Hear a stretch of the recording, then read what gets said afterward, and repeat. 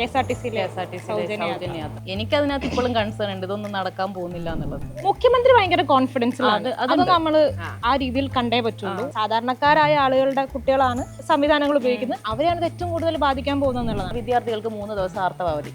എന്ത് സുഖ എനിക്കതിനോട് യോജിപ്പില്ല. സ്ത്രീകളെ ഇതിലേക്ക് ഉയർത്തിക്കൊണ്ടുവരിക എന്നുള്ളത് നമ്മൾ സൗജന്യങ്ങൾ കൊടുത്തിട്ടല്ലോ ചെയ്യേണ്ടത്. ഇവക്ക് ഇത്രയും സൗജന്യങ്ങൾ എനിക്കെന്താ ഉള്ളത് എന്നുള്ളത് സ്വാഭാവികമായിട്ട് ഒരു ആൺകുട്ടി ചിന്തിക്കില്ലേ? ഇപ്പോ ഈ UDF സർക്കാരിന്റെ പ്രകടന പത്രികയിലുള്ള കാര്യങ്ങളാണല്ലോ ഇത്. പിന്നെ ഇതുകൊണ്ട് വലിയൊരു സാമ്പത്തിക നഷ്ടം ഉണ്ടാവില്ല. ഇതിനെങ്ങനെ കോമ്പൻസേറ്റ് ചെയ്യും? അതാണ് പ്രശ്നം. സർക്കാരിന്റെ അറിയില്ല. പൂച്ച പെറ്റ് കിടക്കുന്ന ഖജനാവല്ലേ? ഖജനാവാണെങ്കിൽ എന്താ എന്താ എന്താ എന്താ അല്ല, പുതിയ സർക്കാരൊക്കെ വന്നില്ലേ, പഴയ പരിപാടി ഒന്ന് പൊടി തട്ടിയെടുക്കണ്ടേ? ഓക്കെ, പൊടി തട്ടിയെടുക്കാം, തുടങ്ങാം. അപ്പൊ എന്താ സീൻ? VD സതീശൻ സർക്കാരിന്റെ കാര്യം തന്നെ എടുക്കല്ലേ ആദ്യം? അതെ, കുറച്ച് സ്ത്രീ സൗഹൃദ പ്രഖ്യാപനങ്ങളൊക്കെ വന്നിട്ടുണ്ട്. അപ്പം ആദ്യം തുടങ്ങാൻ തോന്നുന്നു. ആദ്യേതാ? KSRTC തന്നെ നമ്മളെ പെണ്ണുങ്ങളെ ബാധിക്കുന്ന ആദ്യത്തെ വിഷയം. ഇന്ദിരാ ഗ്യാരണ്ടിയിലെ ഏറ്റവും ആകർഷകമായിട്ടുള്ള KSRTC തുടങ്ങുകയാണെങ്കിൽ എനിക്ക് തോന്നുന്നു സൗജന്യ യാത്ര, എനിക്ക് തോന്നുന്നു നമ്മളടക്കമുള്ള ആളുകൾ വളരെ ഉറ്റുനോക്കുന്ന, നമുക്കടക്കം കിട്ടുമോന്ന് നമ്മൾ പ്രതീക്ഷിക്കുന്ന പദ്ധതിയാണ് KSRTC-യിലെ സൗജന്യ യാത്ര. അത് എങ്ങനെ പക്ഷെ നടപ്പാക്കും? ഇത് ഈ അടുത്ത ജൂൺ ആദ്യ വാരം തൊട്ടിട്ട് തുടങ്ങുമെന്നെങ്ങാനാണ് മന്ത്രി പറഞ്ഞത്. പക്ഷെ അതിന്റെ വിശദാംശങ്ങൾ പിന്നെ പറയുന്നു പറഞ്ഞു. ഇപ്പോഴും എല്ലാവർക്കും കൺഫ്യൂഷനാണ് എങ്ങനെയാണ് എക്സിക്യൂട്ട് ചെയ്യുന്നത് എന്നുള്ളത്. വിശദമായൊരു സാധനം അവരുടെ ഭാഗത്ത് തന്നെ വരുമെന്ന് നമുക്ക് പ്രതീക്ഷിക്കാം. പക്ഷെ ആലോചിക്കുന്ന സമയത്ത് അതിൽ കുറെ നമ്മുടെ എല്ലാവരുടെയും പ്ലാനുകൾ ഉണ്ടായിരുന്നല്ലോ, ഇഷ്ടം പോലെ പ്ലാനുകളായിരുന്നു. നാട്ടിൽ പോകാം, എനിക്ക് നാട്ടിൽ പോകണം, KSRTC-യില്. അതെ, ഓഫ് ഡേക്ക് മൂന്നാറിലെ ട്രിപ്പ് പഠിക്കാം. അതെ, ഗേൾസ് റീലുകൾ മുഴുവൻ അതാണ്. അതെ, അപ്പം അതൊക്കെ ആയിരുന്നല്ലോ പ്ലാനുകൾ. അപ്പൊ ഈ പ്ലാനുകളൊക്കെ നടക്കുമോ എന്നുള്ളതാണ് ഇപ്പൊ മെയിൻ കൺസേൺ. എനിക്കതിനകത്ത് ഇപ്പോഴും കൺസേൺ ഉണ്ട്, ഇതൊന്നും നടക്കാൻ പോകുന്നില്ല എന്നുള്ളത്. സാധ്യത കുറവാണ് എന്നുള്ളതാണ് അതിന്റെ ഒരു.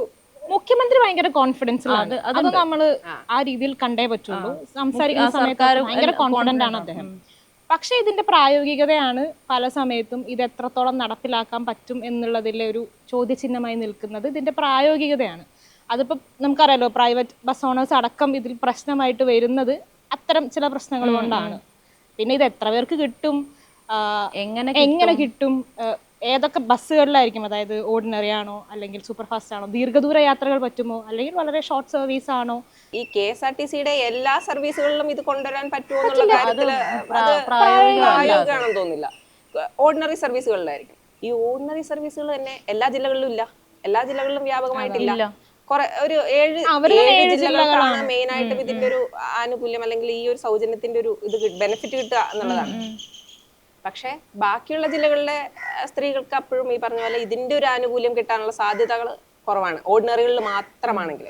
ഈ പറഞ്ഞ പോലെ ദീർഘദൂര ബസ്സുകളിലും കൂടി ഇത് വരികയാണെങ്കിൽ ചിലപ്പോ ഇത് എല്ലാവർക്കും ജില്ല മൊത്തം സ്ത്രീകൾക്ക് ഇത് എന്താ പറയാ കുറച്ചും കൂടി കിട്ടുമായിരിക്കും, അതിന്റെ ഒരു ഗുണം ഉണ്ടായേനെ. പക്ഷെ അല്ലാത്ത പക്ഷെ ഇത് ഒരു കുറച്ച് വിഭാഗം ആൾക്കാർക്കല്ലേ കിട്ടുന്നുള്ളൂ.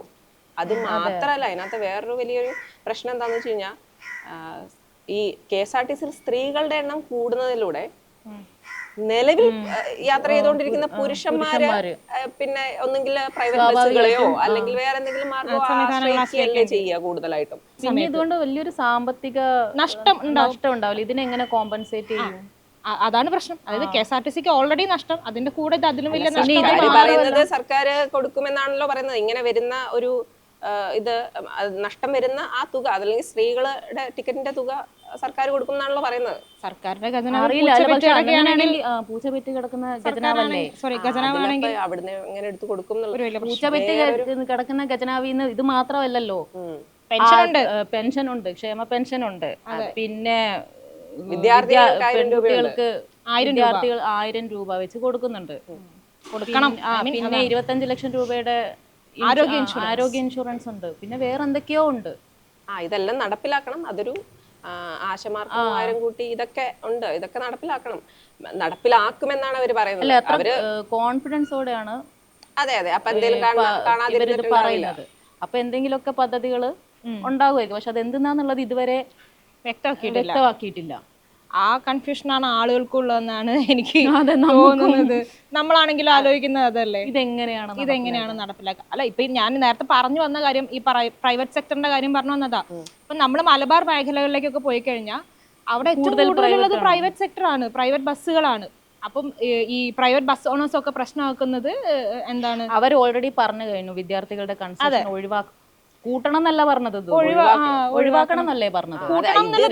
കാലങ്ങളായിട്ട് ആവശ്യപ്പെടുന്ന ഒന്നാമത് പ്രൈവറ്റ് ബസ്സിൽ സ്റ്റുഡൻസിന്റെ അടുത്ത് പെരുമാറും നമ്മളെല്ലാം. നമ്മൾ മൂന്നാളും മലബാർന്ന് വന്ന് നമുക്ക് അറിഞ്ഞൂടാ, കാത്തുകെട്ടി ഇരുന്ന് നിക്കണം, മറ്റേ ഡോറിന്റെ അടുത്ത് സീറ്റ് ഉണ്ടെങ്കിൽ നിക്കണം. പിന്നെ നമ്മളൊന്ന് ബസ്സിൽ കയറണമെങ്കിൽ ബസ് സ്റ്റാൻഡിൽ നിന്ന് എല്ലാവരും കേറി കഴിഞ്ഞ് അവസാനം തിരിക്കി, അതിന് മഴയാണെങ്കിലും വെയിലാണെങ്കിലും നമ്മളിങ്ങനെ ക്യൂ നിർത്തുമല്ലോ.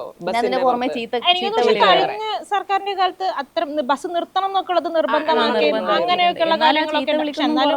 അതെ, അതിനൊന്നും ഒരു മാറ്റം ഒന്നും ഉണ്ടായിട്ടില്ല. ഇപ്പം നമ്മളവിടെ ട്രാഫിക് പോലീസ് വരെ സ്കൂളിന്റെ മുന്നിൽ നിൽക്കുന്ന ഒരു സിറ്റുവേഷൻ ഒക്കെ ഉണ്ടായിരുന്നു, കുട്ടികളെ കയറ്റാനും ബസ് നിർത്താൻ വേണ്ടിയൊക്കെ. വിദ്യാർത്ഥി സംഘടനകൾ തന്നെ ഇഷ്ടംപോലെ പ്രശ്നം ഉണ്ടാക്കിയിട്ടുണ്ട് ഈ ബസ് നിർത്താതെ പോകുന്നതിനൊക്കെ. അപ്പൊ ഈ കൺസെഷൻ ഒഴിവാക്കാതിരിക്കുകയും KSRTC എങ്ങനെയാണെങ്കിൽ ഇവർ ഈ സ്ത്രീകളെ സൗജന്യമായിട്ട് ആ പദ്ധതിയായിട്ട് മുന്നോട്ട് പോവുകയും പിന്നെ പ്രൈവറ്റ് ബസ്സിൽ വിദ്യാർത്ഥികളുടെ കൺസെഷൻ ഒഴിവാക്കാൻ പറ്റുന്ന കാര്യമല്ലല്ലോ. അല്ല, അപ്പൊ വിദ്യാർത്ഥികളോടുള്ള ബസ്സുകാരുടെ പെരുമാറ്റം മോശമാവാനുള്ള അത് മാത്രമല്ല, അത് ബാധിക്കുന്നത് ഇപ്പൊ നമ്മൾ നോക്കിക്കഴിഞ്ഞാൽ ഒരു മധ്യവർഗ കുടുംബത്തിലുള്ള ആളുകളായിരിക്കും ഭൂരിഭാഗം. അങ്ങനെ വരുന്ന കുട്ടികളെയാണ് ഇത് ഏറ്റവും കൂടുതൽ ബാധിക്കാൻ പോകുന്നത്. അല്ല, നാളെ സ്കൂൾ ബസ്സിൽ പോകുന്ന കുട്ടികളെയല്ല, സാധാരണക്കാരായ ആളുകളുടെ കുട്ടികളാണ് ഏറ്റവും കൂടുതൽ ഈ പൊതു അതായത് സംവിധാനങ്ങൾ ഉപയോഗിക്കുന്നത്. അവരെയാണ് ഇത് ഏറ്റവും കൂടുതൽ ബാധിക്കാൻ പോകുന്നത് എന്നുള്ളതാണ്. അപ്പൊ ഇത് എങ്ങനെയാണ് സർക്കാർ കോപ്പപ്പ് ചെയ്യുക എന്നുള്ളതൊരു വലിയ ചോദ്യമാണ്. ചർച്ചകൾ നടത്തുന്നുണ്ട്, എന്തെങ്കിലും ഒരു തീരുമാനക്കാര്യത്തിലാവുമെന്ന് വിചാരിക്കാം. ആശങ്കപ്പെടേണ്ട കാര്യമില്ല എന്ന് മന്ത്രി പറഞ്ഞിട്ടുണ്ട്. വാക്ക് വിശ്വാസത്തിലെടുക്കാം എന്നുള്ളതാണ് ആ വിഷയത്തിലെ കാര്യം. അതുപോലെ ആർത്തവാവധി, പെൺകുട്ടികൾക്ക് 3 ദിവസം ആർത്തവാവധി. അതെ, 3 ദിവസം ആർത്തവാവധി വേണോന്നുള്ളതൊരു ചോദ്യമാണ്. കാരണം ഈ ആർത്തവാദിയെ സംബന്ധിച്ചിട്ട് ഇപ്പം കുറെ കാലങ്ങളായിട്ട് ഈ ആർത്തവ ദിവസങ്ങളിൽ ആദ്യത്തെ ദിവസങ്ങളിലൊക്കെ അവധി വേണം എന്നുള്ളൊരു സാധനം അത് തൊഴിലിടങ്ങളിലും അല്ലാതെ വേണം എന്നുള്ളൊരു സാധനം കാലങ്ങളായിട്ട് ഉയർന്നു വരുന്നുണ്ട്. ആ തരത്തിൽ നോക്കുകയാണെങ്കിൽ പോസിറ്റീവായിട്ടുള്ളൊരു തീരുമാനം എന്ന് വേണമെങ്കിൽ നമുക്ക് പറയാം. പക്ഷെ അത് 3 ദിവസം ആവുമ്പോഴത്തേയുള്ള ഒരു പ്രശ്നം വരുന്നുണ്ട് അവിടെ. പിന്നെ എനിക്ക് ഇതിലൊരു പോയിന്റ് എന്ന് പറഞ്ഞാല് 3 ദിവസം ഇപ്പം വിദ്യാർത്ഥികൾക്ക് ആർത്തവാവധി പ്രഖ്യാപിച്ചു. ഇത്ര കാലത്തിനിടയ്ക്ക് ഈ സ്കൂളുകളിൽ കുട്ടികൾ തമ്മിൽ, ആൺകുട്ടികളും പെൺകുട്ടികളും ഒരുമിച്ച് പഠിക്കുന്ന സ്കൂളുകളിൽ പെൺകുട്ടികളുടെ പീരീഡ്സിനെ പറ്റിയിട്ട് ആൺകുട്ടികൾക്ക് എത്രമാത്രം അവബോധം ഉണ്ടായിട്ടുണ്ട്, അവരെ ആ സമയത്ത് അവരെ എങ്ങനെ കാണുന്നു, ട്രീറ്റ് ചെയ്യുന്നു, അവർക്ക് ആ സമയത്ത് ഇച്ചിരി പ്രശ്നങ്ങളുണ്ട് എന്ന് മനസ്സിലാക്കുന്ന തരത്തിലുള്ള ഒരു അവബോധം ഈ വിദ്യാർത്ഥികൾക്കിടയിൽ ഉണ്ടാക്കി വളർത്തിയിട്ടുണ്ടോ എന്നുള്ളതൊരു ചോദ്യമല്ലേ. അതെ, കാരണം പെട്ടെന്ന് ഇപ്പൊ കൊണ്ട് പ്രഖ്യാപിക്കുകയാണ് വിദ്യാർത്ഥികൾക്ക് 3 ദിവസം ആർത്തവാവധി. എന്ത് സുഖ പെൺകുട്ടികൾ സ്വാഭാവികമായിട്ടും ചിന്തിക്കുക, ഇവർക്ക് അവധി വേണം, ഒരു ദിവസമെങ്കിലും ഇവർക്ക് റെസ്റ്റ് വേണം എന്ന് ചിന്തിക്കാൻ തരത്തിൽ ഈ സ്റ്റുഡൻസിനെ എല്ലാവരെയും ബോധവൽക്കരിച്ചിട്ടുണ്ടോ? ഉണ്ടാകേണ്ടതാണ്. അതാണ് ആദ്യം ചെയ്യേണ്ടത്. എനിക്കൊന്ന് 3 ദിവസമൊക്കെ അവധി പ്രഖ്യാപിക്കുന്നതിന് മുൻപ് ചെയ്യേണ്ട കാര്യം അധ്യാപകർക്കാണെങ്കിലും പുരുഷ അധ്യാപകർക്കോ സ്ത്രീ അധ്യാപകർക്കും അതുപോലെ തന്നെ കുട്ടികൾക്കും ആൺകുട്ടികൾക്കും ഇതിലൊരു കൃത്യമായ അവബോധം, ആൺകുട്ടികൾക്കും പെൺകുട്ടികൾക്കും ഒരുപോലെ ഇതിലൊരു അവബോധം ഉണ്ടാക്കുക എന്നുള്ളതാണ്. പിന്നെ ഇതിലൊരു പ്രായോഗിക പ്രശ്നം എന്താണെന്ന് അറിയോ? നമ്മൾ നോക്കൂ, 5ാം ക്ലാസ് ഒക്കെ തൊട്ടുള്ള കുട്ടികൾ നോക്കണെങ്കിൽ ആ കാലഘട്ടം തൊട്ട് പീരീഡ്സ് ആവുന്ന കുട്ടികളുണ്ട്. അപ്പൊ ഇത്രയും പേർക്ക് ഇത് എങ്ങനെ ചെയ്യും? ഇപ്പൊ ഒരു ക്ലാസ്സിൽ ഒരു 10-20 പെൺകുട്ടികൾ ഉണ്ടെന്ന് വിചാരിക്കുക. ഇവർക്ക് ചില ഒരു ദിവസം അല്ലല്ലോ ആർത്തവം, പല സമയങ്ങളിലാണ്. അപ്പം ഈ പല സമയങ്ങളില് പിന്നെ ഇത്തരത്തില് ലീവുകൾ വരുന്നു. അതിന് പിന്നെ ഇവര് ക്യാച്ചപ്പ് ക്ലാസ് കൊണ്ട് എങ്ങനെയായിരിക്കും മറികടക്കാൻ പോകുന്നത് എന്നുള്ളതൊക്കെ ആ ക്ലാസ്സുകൾ എങ്ങനെ നടത്തും എന്നുള്ളത് ഒരു വലിയ സംശയമാണ്. അതായത് അധ്യാപകരും സ്കൂൾ മാനേജ്മെന്റും എക്സ്ട്രാ എഫേർട്ട് എടുക്കണം, കുട്ടികൾ എക്സ്ട്രാ എഫേർട്ട് എടുക്കണം. ഹോളിഡേസിലൊക്കെ ആയിരിക്കും ഈ ക്യാച്ചപ്പ് ക്ലാസ് വരുന്നത്. അല്ല, അങ്ങനെയൊക്കെ ആയിരിക്കില്ലേ ഇത് വരുന്നത്? ഇത് ശരിക്കും ഇതുകൊണ്ട് ബുദ്ധിമുട്ട് അനുഭവിക്കുന്ന ആൾക്കാരുണ്ടാവും. അതുപോലെ തന്നെ ആർത്തവ സമയത്ത് വലിയ പ്രശ്നങ്ങളൊന്നും ഇല്ലാണ്ട് കടന്നു പോകുന്ന ആൾക്കാരുണ്ടാവും. ഇപ്പൊ ഞാനോ നസീബൊക്കെ എനിക്കൊന്നും അങ്ങനത്തെ ഒരു അല്ല, സ്കൂൾ ടൈമുകളിലൊക്കെ വലിയ പ്രശ്നങ്ങളൊന്നും പോയ ആൾക്കാരാണ്. അപ്പൊ ഈ പറഞ്ഞ പോലെ ഇപ്പം നല്ല ബുദ്ധിമുട്ടുള്ള കുട്ടികൾക്ക് ഇത് കൊടുക്കുന്ന സമയത്ത് സ്വാഭാവികമായിട്ടും ഇപ്പൊ കൂടെ ഇരിക്കുന്ന ആൾക്കാർക്ക് ഓക്കെ ഞങ്ങൾക്ക് അത് ഉപയോഗപ്പെടുത്തിയേക്കാം എന്നുള്ളൊരു ഇനിയിപ്പം അവർക്ക് ക്ലാസ്സിൽ വരാൻ പറ്റുന്ന ഒരു സാഹചര്യം ആണെങ്കിൽ കൂടി ഇത് ഞങ്ങൾക്ക് ഉപയോഗപ്പെടുത്തിയേക്കാം എന്നുള്ളൊരു സാധനം വരാനുള്ള സാധ്യതയുണ്ടെന്ന് എനിക്ക് തോന്നുന്നത്. അല്ല അതിലിപ്പോ നമുക്ക് ചെയ്യാൻ പറ്റുന്ന ഒന്ന് 3 ദിവസമൊക്കെ ഇത് വേണമെന്നുള്ളതൊരു ചോദ്യമാണ്. ഒരു ദിവസം കൊടുക്കാം. ഇനി നിർബന്ധമുള്ള ആളുകൾക്ക് ശാരീരികമായി അത്രയും ബുദ്ധിമുട്ടുള്ള ആളുകൾക്ക് 1-2 ദിവസം ലീവ് അനുവദിച്ചു കൊടുക്കുക കുട്ടികൾ ആവശ്യപ്പെട്ടാൽ എന്നുള്ളതാണ് എനിക്ക് തോന്നുന്നു അതിൽ വളരെ ചെയ്യാൻ പറ്റുന്ന ഒരു കാര്യം. അത് കുറച്ചുകൂടെ പ്രായോഗികമായിട്ടുള്ള സംഗതി എന്ന് വെച്ച് കഴിഞ്ഞാല് ഇപ്പം സ്കൂളുകളിൽ കുറച്ചും കൂടി ഈ സമയത്ത് എന്താ പറയാ അവർക്ക് ആവശ്യമായിട്ടുള്ള കുറച്ചുകൂടെ സൗകര്യങ്ങൾ ഒരുക്കുക അതാണ് വേണ്ടതെന്ന് തോന്നുന്നു അല്ലേ. അത് ആ സമയത്ത് ഇപ്പൊ ഈ പറഞ്ഞ പോലെ ചില കുട്ടികൾക്ക് അത് ഒരു കുറച്ച് നേരത്തെ അല്ലെങ്കിൽ ബുദ്ധിമുട്ടുകൾ മാത്രമായിരിക്കും. ഒരു ദിവസം മുഴുവൻ 2 ദിവസം. അതെ, അതിനാവശ്യമായിട്ടുള്ള കൃത്യമായിട്ടുള്ള സൗകര്യങ്ങൾ അവർക്ക് അല്ലെങ്കിൽ കുറച്ച് നേരം ഒരു 2 മണിക്കൂറോ 3 മണിക്കൂറോ ഒക്കെ വിശ്രമിക്കാനുള്ള ഒരു സൗകര്യമൊക്കെ ആയിട്ടുള്ള ഒരു രീതി അവർക്ക് സ്കൂൾ റൂമിൽ അല്ലെങ്കിൽ അങ്ങനെ ഒരു സാഹചര്യം സ്കൂളുകളിൽ ഉണ്ടാക്കിയെടുക്കുക. അല്ല, അത് നേരത്തെ മുതൽ വേണ്ടതായിരുന്നു, ഉണ്ടാവേണ്ടതാണ്. ഇപ്പൊ എനിക്കറിയാം, ഞാൻ സ്കൂളിൽ പഠിക്കുന്ന സമയത്ത് വളരെ മോശം അനുഭവം ആ സമയത്ത് പീരീഡ്സ് ആ ഒരു കുട്ടിക്ക് ഉണ്ടായതൊക്കെ ഞാൻ നേരിട്ട് അനുഭവിച്ചിട്ടുള്ള ഒരാളാണ്. എല്ലാവർക്കും അങ്ങനത്തെ എന്തെങ്കിലുമൊക്കെ. അപ്പൊ ആ അവസ്ഥകളിൽ നിന്നൊക്കെ മാറ്റം വരിക എന്നുള്ളതാണ് ഇതിലെ അടിസ്ഥാനപരമായി ആദ്യം വേണ്ട കാര്യം. ഇപ്പോ 5ാം ക്ലാസ് തൊട്ടിട്ട് ഇപ്പോൾ ഒരു കുട്ടിക്ക് പീരീഡ്സ് ആവുന്ന ഒരു കുട്ടി 5ാം ക്ലാസ് തൊട്ടിട്ട് +2 വരെ എല്ലാ മാസവും 3 ദിവസം അവധി കിട്ടി വളർന്ന കുട്ടി കോളേജിലെത്തി കുറച്ച് കഴിയുമ്പോൾ ജോലി കിട്ടുന്നു. പക്ഷെ അവർ പോകുന്ന തൊഴിൽ ഇടമെന്ന് പറയുന്നത് ഇത് ഇങ്ങനെ ഒരു സൗകര്യം ഉണ്ടാവണം എന്നില്ല. വളരെ പ്രഷറിൽ ജോലി ചെയ്യുന്ന സ്ഥലമായിരിക്കാം, അല്ലെങ്കിൽ അങ്ങനെയുള്ള എന്തെങ്കിലും. ഇപ്പം നമ്മളൊക്കെ നമുക്കിപ്പോൾ ഓഫീസിൽ വരുമ്പോൾ നമുക്ക് ചിലപ്പോൾ പീരീഡ്സ് ആയിട്ടായിരിക്കും നമ്മൾ വരുന്നത്. ഇവിടുന്ന് പീരീഡ്സ് ആവുന്നത്, നമുക്കിപ്പോൾ പീരീഡ്സ് ആവുന്നുണ്ട്, എനിക്ക് ഇന്ന് അവധി വേണമെന്ന് പറഞ്ഞാൽ ചിലപ്പോൾ നമുക്ക് അങ്ങനെ ചോദിക്കാൻ കൂടെയുള്ള സാഹചര്യം ചിലപ്പോൾ ഉണ്ടായിക്കോണം എന്നില്ല. സത്യത്തിൽ അത് ഒരു ദിവസമൊക്കെ കിട്ടുന്നെങ്കിൽ ആ സൗകര്യം വേണ്ടതാണ്, വലിയ കാര്യം എന്നല്ല. അതാണ് ജോലിയുടെ സ്വഭാവം. വലിയ തിരക്കുള്ള ഒരു ദിവസം നമുക്ക് പീരീഡ്സ് നമുക്ക് തീരെ വയ്യ, പക്ഷെ നമ്മൾ ഇരിക്കുന്നില്ല, ഒരു മരുന്നൊക്കെ കഴിച്ചിട്ട് നമ്മള് സാഹചര്യം എന്നുള്ളതാണ്. ആ തൊഴിൽ സാഹചര്യത്തിലേക്കാണ് പിന്നീട് കുട്ടികൾ എത്തുന്നത് എന്നുള്ളതാണ്. തൊഴിൽ സാഹചര്യത്തിലേക്കുള്ളത് എന്ന് മാത്രമല്ല, കമ്പനികൾ അത്തരം ഒരു സാഹചര്യത്തില് സ്ത്രീകളെ എടുക്കാൻ എന്താ പറയാ ബുദ്ധിമുട്ടായി. പ്രത്യേകിച്ച് സ്വകാര്യ മേഖലകളിൽ അങ്ങനെ തന്നെയാണ്. അങ്ങനെയാണ്. അപ്പം ഇങ്ങനെയുള്ളൊരു ഇതൊക്കെ വന്നു കഴിഞ്ഞാല് അത് കുറച്ചും കൂടി ഒരു നെഗറ്റീവ് ഇമ്പാക്ട് ഉണ്ടാക്കില്ലേ ഈ ഒരു 3 ദിവസത്തെ ലീവുകൾ എന്നൊക്കെ പറയുന്നത്? അല്ലേ, ഇത് എങ്ങനെയാണ് എന്നുള്ള. എന്തായാലും ഇതൊന്നും ഒരു കൊല്ലത്തേക്കോ 2 കൊല്ലത്തേക്കുള്ളതല്ല, ഒരു തലമുറയാണ് ഓരോ വർഷം ഉണ്ടായി. ഭാവി തലമുറ, ഈ ഭാവി തലമുറേനെയാണ് നമ്മളിപ്പോൾ ഇങ്ങനെ വാർത്തെടുക്കുന്നത്. അപ്പം കുറച്ച് കൂടുതൽ കാലം മുന്നോട്ട് ചിന്തിച്ചിട്ട് ഇത്തരം കാര്യങ്ങൾ ചെയ്യുന്നതാണ് ഒരു സമൂഹം എന്നുള്ള നിലയിൽ നല്ലത്. പിന്നാണ് അടുത്തത് 1000 രൂപ കോളേജ് വിദ്യാർത്ഥികൾക്ക്, പെൺകുട്ടികൾക്ക് 1000 രൂപ കൊടുക്കുന്നത്. ഒരു തരത്തിൽ അതിനോട് യോജിപ്പില്ല. എനിക്ക് യോജിപ്പില്ല കേട്ടോ. എനിക്ക് അങ്ങനെ അതെന്താ, നിങ്ങൾക്കൊക്കെ എന്താ യോജിപ്പില്ലാത്ത? സൗജന്യങ്ങള് കൊടുത്തിട്ട് അല്ലെങ്കിൽ ഒരു 1000 രൂപ അങ്ങ് കൊടുത്തിട്ട് അങ്ങനെയാണോ ഒരു ശരിക്കും പറഞ്ഞു കഴിഞ്ഞാൽ ഒരു സ്ത്രീ ഉന്നമനം അല്ലെങ്കിൽ ഒരു നോർത്തിലൊക്കെ കാണുന്ന തരം? അല്ല, നോർത്തിൽ നിന്ന് മാത്രമല്ല, ഇപ്പം നമ്മുടെ തൊട്ടടുത്ത സംസ്ഥാനങ്ങളിലൊക്കെ ഉണ്ട് ഈ സ്ത്രീകൾക്ക് 2000 രൂപ കൊടുക്കുന്ന പരിപാടിയൊക്കെ ഉണ്ട്. പക്ഷെ നമ്മളല്ലെങ്കിൽ ഒരു സ്ത്രീകളെ ഒരു ഇതിലേക്ക് ഉയർത്തിക്കൊണ്ട് വരിക എന്നുള്ളത് അത് നമ്മൾ സൗജന്യങ്ങൾ കൊടുത്തിട്ടല്ലോ ചെയ്യേണ്ടത്. അല്ലാതെ മതി.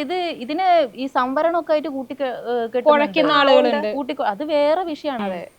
പക്ഷെ അത് അങ്ങനെയല്ലല്ലോ. ഇപ്പോ ഈ 1000 രൂപയുടെ വിഷയം എന്ന് പറഞ്ഞാല് സാമ്പത്തികമായിട്ട് നല്ല നിലയിലുള്ള വീട്ടിലെ കുട്ടികളുണ്ടാവും, സാമ്പത്തികമായി പിന്നോക്കം നിൽക്കുന്ന വീട്ടിലെ കുട്ടികളുണ്ട്. ഇവർക്ക് എല്ലാവർക്കും ഒരുപോലെ കൊടുക്കുകയാണ്. ഇപ്പോൾ എനിക്കറിയാവുന്ന ഏതെങ്കിലും പൈസ ഉള്ള ഒരു വീട്ടിലെ കുട്ടിക്ക് വെറുതെ ഒരു 1000 രൂപ കൊടുക്കണ്ട എന്നാണ് എൻ്റെ അഭിപ്രായം. ഇതിപ്പോ നടപ്പിലാക്കാന്ന് വിചാരിച്ചു. എനിക്ക് തോന്നുന്നത് ഇവര് അതിന്റെ കണക്കൊക്കെ എടുത്തോണ്ടിരിക്കുക. എന്നാലും ഒരു 7 ലക്ഷത്തോളം വിദ്യാർത്ഥിനികൾ ഉണ്ടെന്നൊക്കെയാണ് കണക്ക് പറയുന്നത്.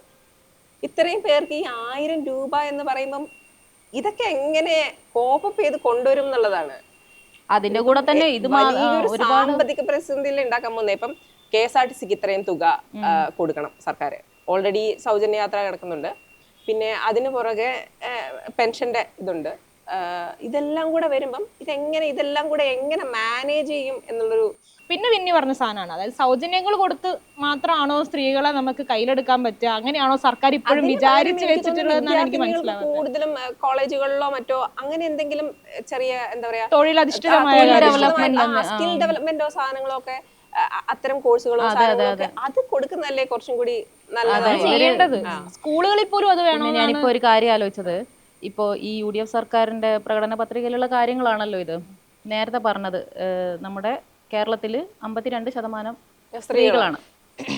പ്രഖ്യാപിച്ചതിൽ കൂടുതൽ സ്ത്രീകൾക്ക് അനുകൂലമായിട്ടുള്ള ഇതുപോലുള്ള കാര്യങ്ങൾ അത് വോട്ടായി മാറിയിട്ടുണ്ട് എന്നുള്ളത് ഒരു യാഥാർത്ഥ്യമല്ലേ? അതാണ് ഇതുകൊണ്ട് ഉദ്ദേശിച്ചെന്നുള്ളത് ഒരു യാഥാർത്ഥ്യമാണ്. ഇപ്പൊ അതാണ് തോന്നിയതാണത്. അതായത് 52% സ്ത്രീകളെ ലക്ഷ്യമിട്ടിട്ടാണ് ഈ പ്രഖ്യാപനങ്ങളൊക്കെ വന്നത്. അതുകൊണ്ട് അത് വോട്ടായി മാറി. പക്ഷേ ഈ വോട്ടായി മാറുമ്പോൾ ഒരു പുതിയൊരു തരം റിഫ്റ്റ് ഉണ്ടാവുകയാണ്. ഇതുവരെ ഉള്ളത് കൂടാതെ റിഫ്റ്റ് അല്ല, അതായത് ആൺകുട്ടികൾക്ക് മറ്റേ മോഡിഫിക്കേഷൻ